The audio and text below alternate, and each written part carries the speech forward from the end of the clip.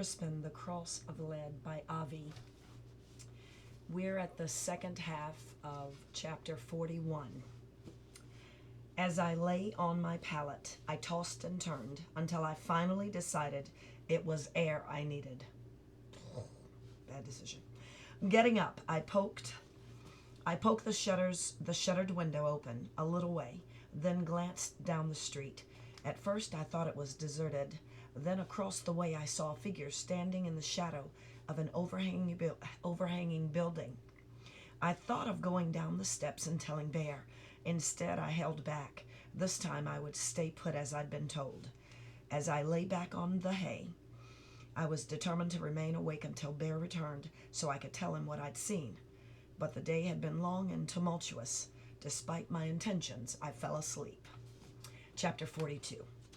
I woke the next morning to the deafening peal of bells. They were so loud, so tumultuous. For a brief moment I thought the day of judgment had arrived.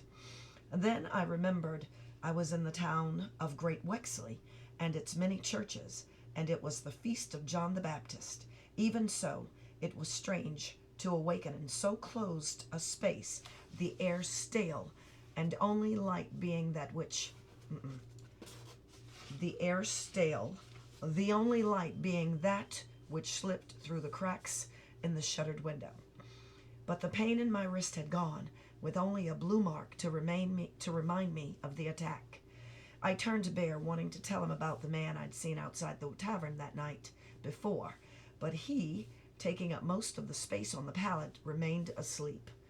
I amused myself. I plucked fleas from the straw and crushed them between my fingers. When Bear still didn't wake, I grew restless and crept out of the room, making my way down the steps to the inn's main floor. Halfway down I stopped. The smell of wine was ripe and blended into the more embracing warmth of new-baked bread. Through the open door, bright light streamed in. The rain had ceased. The tavern room was crowded. There were tradesmen as well as peasants, men in livery, and here and there a woman. Most people were dressed in dark and rough brown clothing, but some were very elegant in bright colors and fur trim. Midst the cloaks and hoods were hats of more variety than I could reckon. People ate by dipping large chunks of bread into bowls of wine, stuffing themselves, then hurrying away. The talk, loud and spoken quickly, went faster than my ear could catch. What I grasped seemed mostly about the day's market, and that it was a glorious day.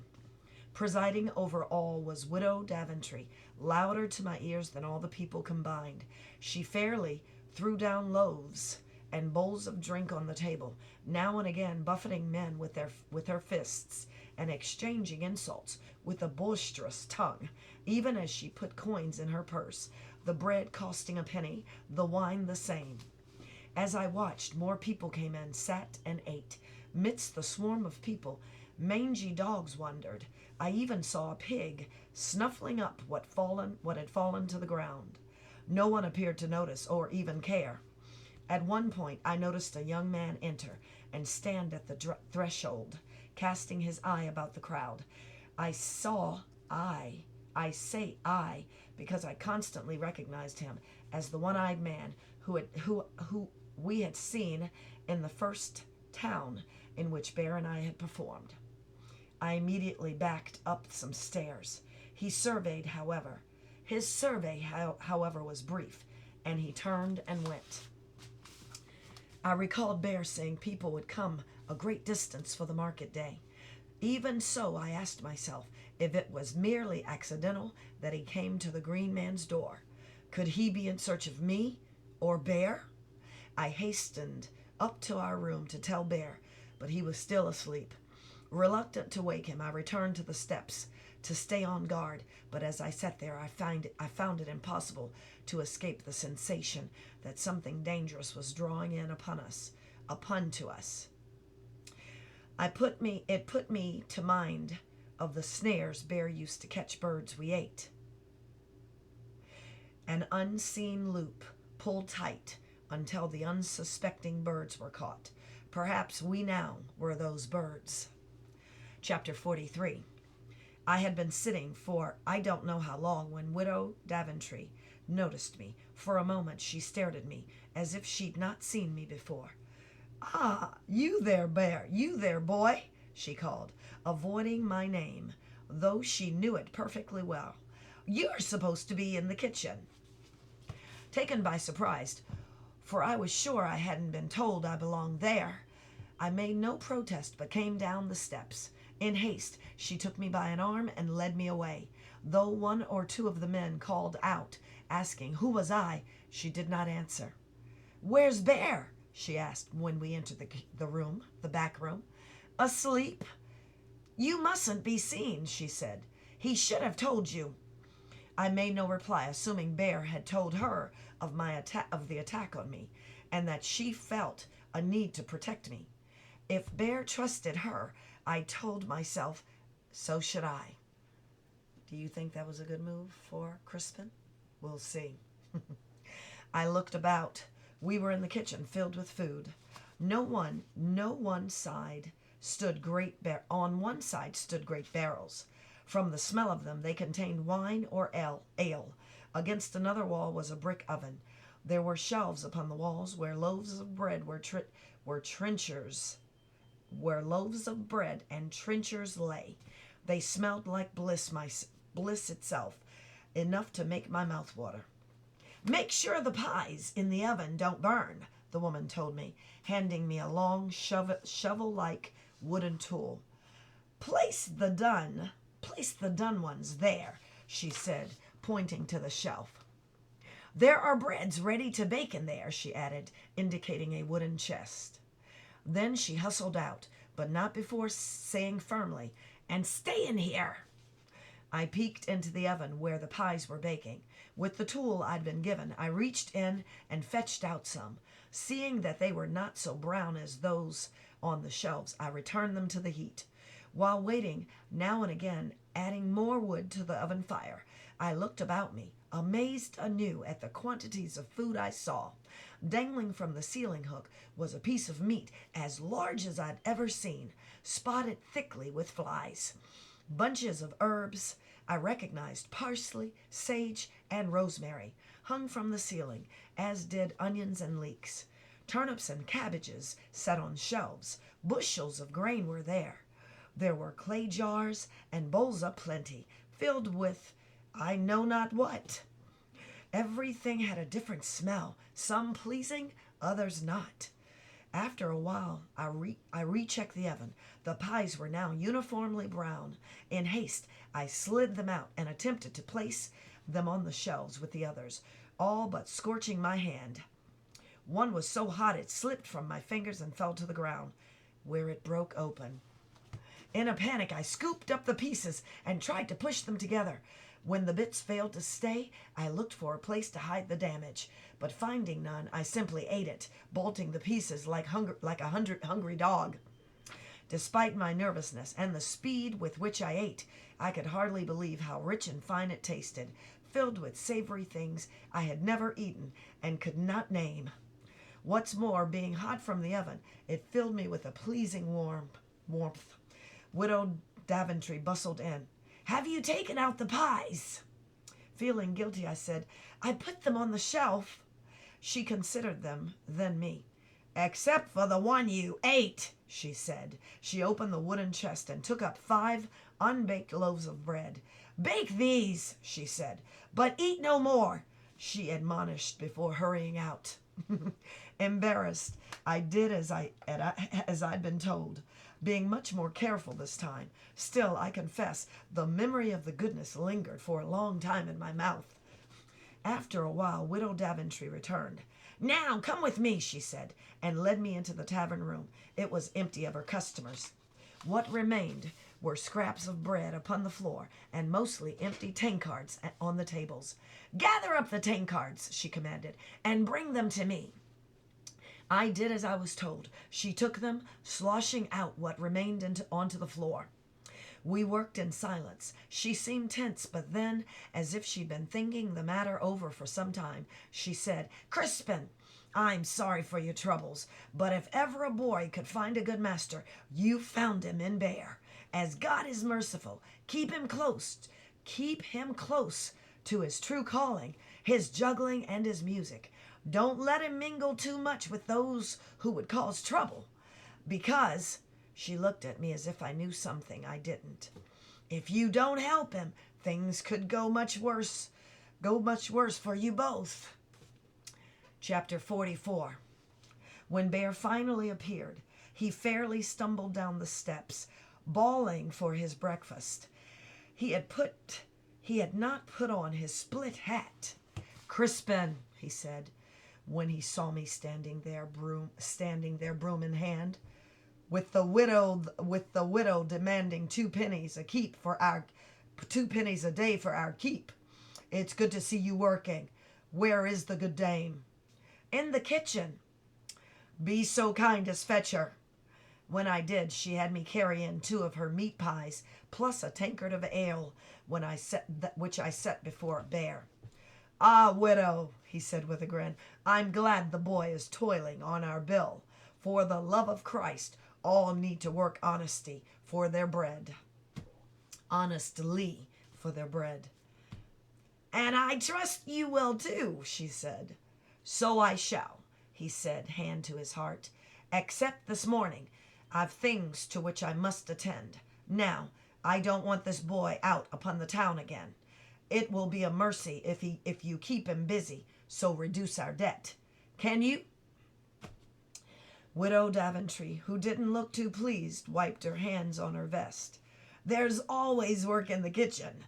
Just join me when he's done," she said to me, and started from the room. At the doorway she paused. "Are you meeting with John Ball again?" she asked. "Widow," Bear returned severely, with a glance at me. "Less said, less to deny." "Crispin," Bear said to me between bites of food and swallows of drink, as I stood opposite him, "beyond what she tells you to do, you need to attend to your music. Practice in our room. Otherwise, your sinful caterwauling will turn aside her trade." "Now," he said, speaking softly so only I might hear, "after none, when my business is over, you and I shall leave Great Wexley." "I want to go," I said, much relieved, "but don't care with you. But can't I go with you this morning?" "It's of no concern to yours. In your case, you'll be safer here." "I think someone's spying on us," I said. "Explain yourself." "Do you remember the first village we performed in? You teased the one-eyed man." "Did I? How?" "You made him angry when you toyed with him with his mazer. What's more, he followed us into their church. He listened when the priest told you about the boy who killed Father Quinnell. And when there was talk of the reward money, he looked at me closely. And remember, you said we'd be here this day." "You've been observant," said Bear, attending mostly to his food. "But what of it?" "That same young man came in the door. He looked around and went away."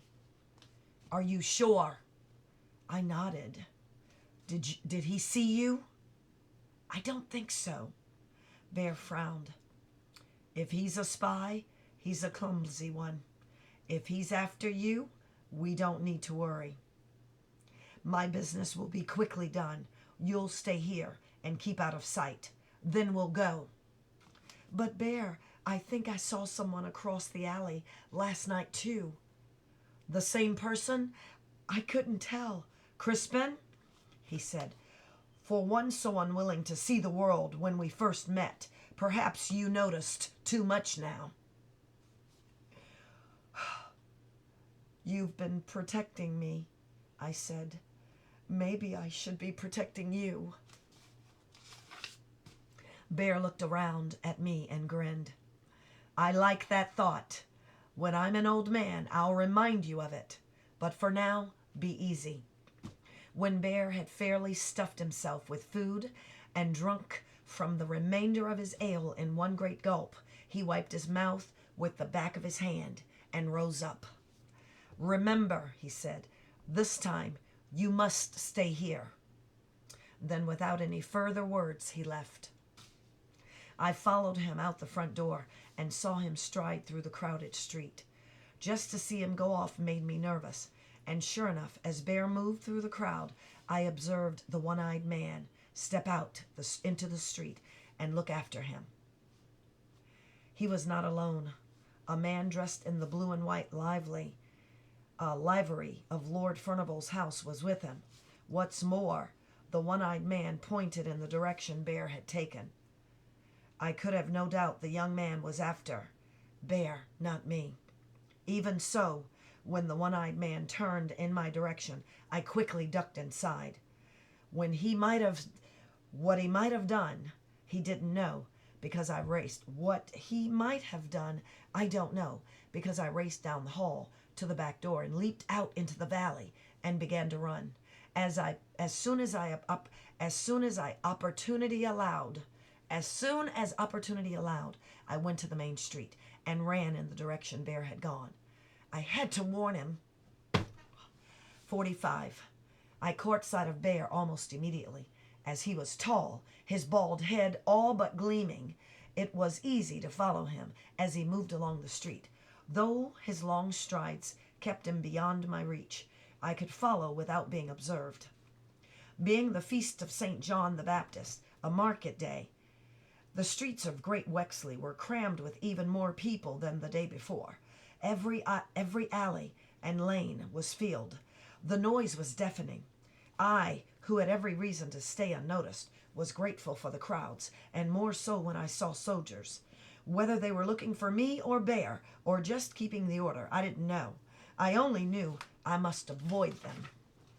Perhaps Bear saw them too, for now he plunged down a narrow side alley. I followed. Here my pursuit proved harder. He had moved faster than before, turning this way and that, almost as if he knew I might be on his heels. Twice, I thought I lost him. Fortunately, his great height always gave him away. He had gone on in this fashion for some time when I saw him duck into a building. It was a large timbered structure, 3 stories high, the second and third levels leaning far over the alley upon which it faced. On the first, street level, was large shuttered windows. Over the door hung a board upon which an image of a boot had been painted. By this I took it to mean that boots and shoes were made and sold here. At first I hung back, keeping my eyes on the door to see if Bear would re-emerge. He didn't, but a few other men did. But a few other men went in, some of them, I thought, looking furtively upon as they entered. It was as if they too feared being noticed. Nervous that Bear would be annoyed with me for disobeying his rules a second time, I decided not to go to him, but remained on watch, my eyes alert for either the one-eyed man, soldiers, or men in blue and gold livery. But though the alleyway was full of passerby, I saw no one that gave me any reason for concern. I was about to move on, and the thought of peeking through cracks in the building's first shutters, when another man appeared. A short man. He had a great dark cloak about him, hiding whatever clothes he wore. The hood concealed his hair. He too looked about as if to make certain no one saw what he did. Then he entered the house. It was John Ball. There could be no doubt that this was more of Bear's dangerous business, from which he had warned me to keep away. I had little doubt I'd not be welcome if he discovered I was close. Even so, my curiosity held me. As I passed the building, I discovered a narrow passageway running by its further side. Pausing, I looked about to make sure I was not being observed, then slipped within it. The passageway was narrow, but I easily made my way until I faced a rough stone wall. Having gone so far, I decided to climb it. From the top of the wall, I peered down into a small garden of flowers and herbs. The garden was surrounded by 3 walls built of rough stone, the walls being not much higher than the one I'd just climbed. The back of the house served as the 4th wall. The place was deserted. I dropped down into it. Facing the rear of the building, I now discovered a back door had been left partially opened. I started to move toward it, but only to be arrested by the sound of a passionate voice which said, that no man or woman either shall be enslaved, but stand free and equal to one another. That all fees, obligations, and manorial rights be abolished immediately. That land must be given freely to all, with a rent of no more than 4 pennies per acre per year. Unfair taxes must be abolished. Instead of petty tyrants, all laws shall be made by the consent of a general commons of all true and righteous men. Above all persons, our lawful king shall truly reign, but no privileged or corrupt parliaments or counselors. The church exists. The church as it exists should be allowed to wither. Corrupt priests and bishops must be expelled from our churches. In their place will stand true and holy priests, who shall have no wealth or rights above the common man. The more I listened, the more startled I was that I understood what John Ball was saying, that he was, in fact, describing the way I had lived and how it was wrong and could be made right. But as his words went on, I realized, too, how hazardous this business truly was. Nothing less than rebellion against the realm of England. Backing away from the door, I managed to climb the wall and moved hurriedly along the narrow alley toward the street. My intent was to return to the end, there to await Bear and my departure from Great Wexley. Before stepping from the passage between the buildings, I took the precaution of looking up and down the passageway to see if I was being observed, which is how I spied a group of soldiers coming toward me along the street. They were such as I had seen by the town's walls, armor on their chest and rusty metal caps on their heads. Broad swords were in their hands. Daggers were at their hips. They were being led by a man who wore a vest of chainmail over a quilted blue jacket. In his hands he carried a crossbow. His helmet bore a crest of blue and gold, but I knew him as John Aycliffe. By his side was the one-eyed man. Chapter 46. Hurriedly, I pulled back into the narrow passageway, but peeked out, watching as the soldiers paused. The one-eyed man pointed to the sign of the boot that hung from the building into which Bear and John Ball had gone. The moment the building was singled out, I had no doubt as to what John Aycliffe was intending. Wasting no time, I plunged down the narrow passage between the buildings, clambered up the wall, and slipped down into the garden a second time. This time, however, I didn't pause at the rear door, but yanked it open. I looked in upon a small room filled with benches, upon which sat some 7 men. Bear among them. Standing before them was John Ball. "Bear!" I shouted. "Soldiers are coming!" At the sound of my voice, he leapt up and spun about to face me. Where? On the street! Even as I spoke, there was a great crash from the front of the house, the door being broken in. "We are betrayed!" John Ball thundered. "Save yourselves!" There was a wild scramble for the rear door. As the men, Bear among them, raced to get out, I had to leap aside so as not to be trampled.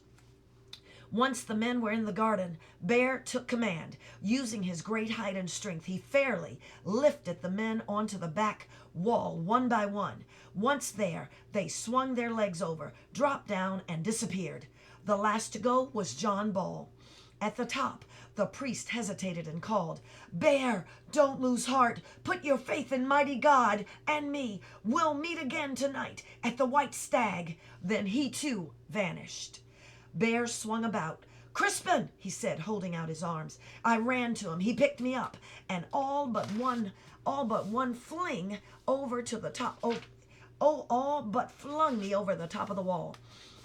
From there, I looked into the narrow alley in which people were passing, one or two who looked up at me, and nothing more than idle curiosity. Farther down the way, turning a corner, I could just see John Ball scurrying off. I looked back toward Bear. He had just begun to climb the wall when the soldiers burst out of the house and into the garden. "Go, Crispin!" Bear cried. "Get out of the city! It's you they want, not me." I dropped into the alley, but instead of running off, I stood in place. Heart pounding, I strained to listening, trying to guess what was happening on the other side of the wall. What I heard were shouts. "Hold him! Secure him!" Then came the shout of blows. Finally, as though from a greater distance, I'd heard cries, a scream, more shouts. Then, no more. Frantic, but hardly knowing what to do. Go to the aid of Bear or take care of myself? I hesitated. Guilt and fear engulfed me equally. Unable to abide, not knowing what had happened, I climbed back upon the wall and looked into the garden. It was empty. I swung over it, dropped back down toward the door, and stepped inside. The room where the meeting had taken place was a shambles, nor was anybody there. Opposite the door by which I'd entered was another open door. I ran through it only to find greater disorder. Several low work tables had been overturned. Shoes, slippers, and boots in various stages of manufacture lay scattered. I went through another door that led into the front room of the house. On two trestle tables, shoes, boots were displayed, and here a soldier was standing looking out the broken front door. He turned and saw me. "Halt!" he cried. I spun about and tore back through the rooms I'd entered, scrambled over the wall. I made my way along the narrow passageway by the side of the house. Once I reached the street, I hastily looked up and down, saw that it was clear, and I ran. Whether or not the soldiers came after me, I never knew. All I knew was that Bear had been taken by John Aycliffe. It was as I feared. We'd been trapped. Chapter 47. Desperate to find where Bear was being taken, I raced wildly through the town, more than once taking the chance to stop and speak to strangers. Did some soldier holding a large red-bearded man go by? I asked. Twice I was told that such a one had just been dragged along. What's more, they were able to point in the direction the soldiers took. I rushed on. Then, as before, I unexpectedly burst into the great square. Though very crowded, I could see a group of soldiers crossing the far side. People were hastily making way for them. Scrambling forward, I wove and dodged through the crowd, tables and stalls, just in time to see the soldiers, with Aycliffe, drag Bear through the open doors of a large building. It was the building I'd noticed before, the one that stood directly opposite the great church. As soon as the soldiers entered with Bear, the doors swung shut. Armed guards, helmets, and weapons bright, their livery blue and gold, took up positions before them. Standing there, I was engulfed by alternating waves of rage and helplessness. That it should come to this? In agony, I made the sign of the cross and over my heart and made a prayer for Bear's safety. Yet I had little hope that it would bring either comfort or release for my one true friend. If only he had listened to my warning. Then, afraid of being noticed, I stood behind a large man and peeked around him while trying to take measure of where Bear had been brought. "What building is that?" I asked. "The Furnival's Palace," a man replied. "And may God give grace to her ladyship." I continued to stare at the building, as if I might see through the stone walls and discover what was happening inside. But while that, of course, proved useless, I did see a man appear on the second level balcony, the one underneath which stone lions' heads protruded. It was John Aycliffe. He stood looking out over the square, as if in search of someone. As I gazed at him, I had no little doubt it was me he was seeking. I watched him, my heart full of loathing, until he turned and went back inside. He had taken Bear to get at me. Not knowing what to do, I made my way back to the Green Man. Though disconsolate, I kept my eyes alert for soldiers. I saw a few, but did not think they saw me. Fortunately, by then I had come to know the town well enough that I reached the end in good time. But remembering the one-eyed man, I entered through the rear. The house was very quiet, though I knew I should go and find Widow Daventry and tell her what happened. I was in too much torment. I felt a need for time alone to compose myself and think what next to do. Quietly, I crept up to the second-story cellar. As I had expected, my room was empty, but just to see Bear's sack and hat in one corner moved me greatly. Exhausted, I lay down upon the pallet, my mind churning through a clutter of images, things and swords. Again and again, the main questions returned. What would they do to Bear? What should I do? The truth was, I felt paralyzed. In a spate of loneliness, I felt about inside Bear's sack, found his recorder, and played a melody. It was the first one he had taught me, but to hear it brought such sadness, I put it away. Silence was the only voice that could speak to me. But as I lay there, I don't know for how long, I became aware of commotion. At first it appeared to come from the street. Before I could determine what it was, I heard a crash that shook the entire house. I sat up listening intently. Now the tumult, the shouts, and the cries came from within the building itself. I heard a scream, followed by sounds of crashing, wood splintering, and I knew not what other violence. Leaping up, I didn't know what to do until I remembered the hiding place that Bear had told me about. It took but moments for me to slip the wallboard out as he had instructed. Then I crept inside the opening, taking Bear's sack and hat with me. As soon as I pulled the board back, darkness closed about me. I dared not move. It wasn't long before I heard heavy footfalls burst into the room right beyond my hiding place. "He's not here either," I heard a voice saying, followed by the sounds of breaking and finally footsteps receding. I pressed my ear against the wall.